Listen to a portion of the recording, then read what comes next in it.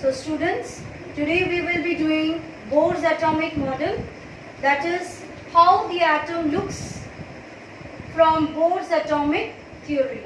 Now, postulates of Bohr's atomic model is that Bohr said that the electrons revolve around the nucleus in a particular path which is called orbit or shell or energy level. That means each of these orbits or shell, they have a fixed amount of energy.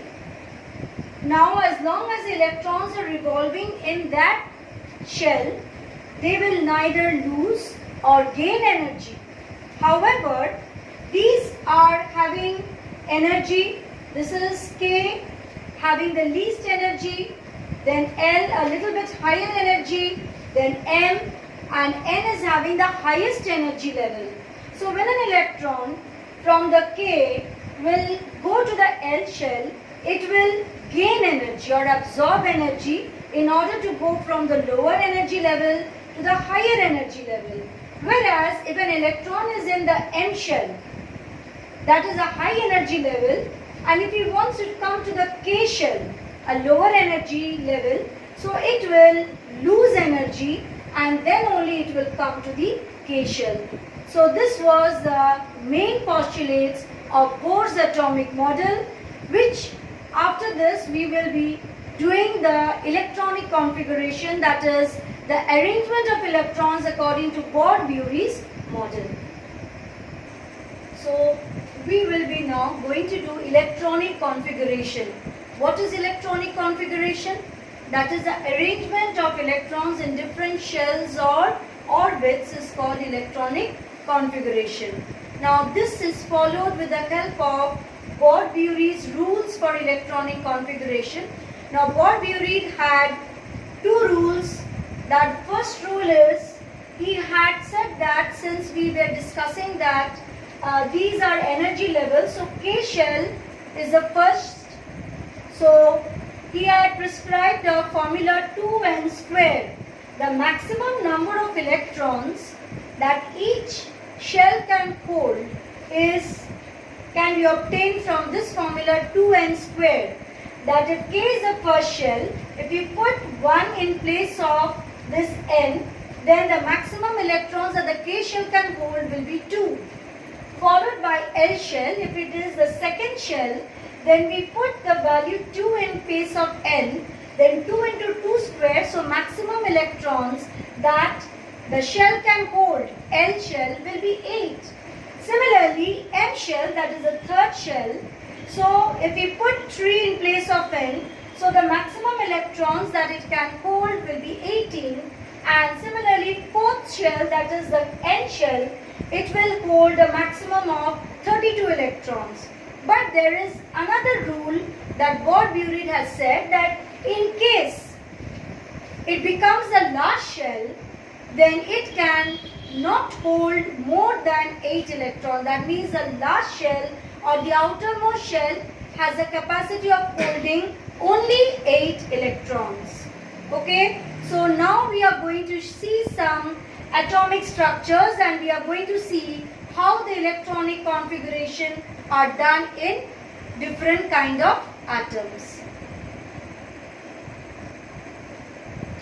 So students, now we have arrived at the electronic configuration. How to arrange it? Lithium having maximum of 3 electrons. So first shell can hold 2 electrons. Now remaining 1 electron, that will be go to the L shell. Carbon. As we can see, the total number of electrons that carbon has is 6. So in this diagram of carbon, the first shell, that is the K shell, can hold 2 electrons. So the remaining 4 electrons will go to the L shell. Okay. So like this, we arrive at the last electron, neon. Okay. Now neon is having 10 electrons. So 10 electrons means first shell, 2 electrons followed by 8. So after that, the second shell, it has already arrived at the maximum number of electrons, that is 8. And later on we are going to see that neon will be called an inert gas because its outermost shell is holding only 8 electrons. Coming to sodium, whose diagram you can see here. So the diagram of sodium is having 11 electrons. So the K shell is holding 2 electrons maximum, it can hold 2 electrons. So 2. The remaining 9 electrons, out of which second shell can hold only 8 electrons.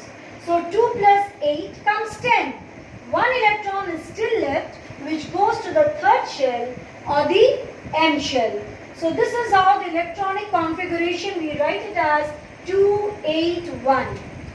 So this way, phosphorus, you can understand the first shell 2 followed by 8 and 5. So total makes it 15. Now, Bort-Bury's rule, as soon as we come to potassium, we can see that the second rule of Bort-Bury's is applied here. Just see, have a look. It has 19 electrons. So first shell, 2 electrons, good. Second shell, maximum of 8 electrons. So 2 plus 8, 10. Now we still have 8 electrons left. We could have kept 9 electrons in this shell.